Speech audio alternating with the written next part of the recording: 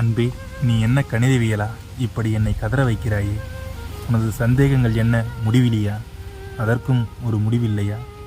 அந்த புள்ளியிலிடம் கேட்டுப்பார், அது சொல்லும் காரணமில்லாத விவாதங்கள் எத்தனை என்று. வகையிட்டு வறுத்து விடாதே, தொகையிட்டுப்பார், தெரியும் எது சரி என்று. விகிதமுறா எண்ணைப் போல் அரைகுறையாய்ச் சொல்லாதே, முழு எண்களைப் போல் கொஞ்சம் முழுமையாகச் சொல்.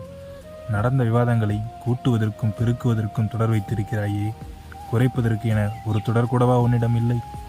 அணிகளாய் இருந்திருந்தால் அத்தனை எளிதாய் தீர்வு கண்டிருப்பேன். இப்படி இயற்கணிதமாய் இருந்து என்னை இன்னல் படுத்துகிறாயே. இருந்தாலும் முயல்கிறேன் இயன்றவரை. என் மீதே அதிக குற்றம் என்றாலும் பக்கத்தில் கடன் வாங்கியாவது அதை கழித்திட உனக்கும் மனமில்லையா? போதும் இது. சமன்பாடு 1 மற்றும் 2 என இத்தோடு முடித்துவை. கிளைத்தேற்றம் என ஒருபோதும் இழுத்து விடாதே.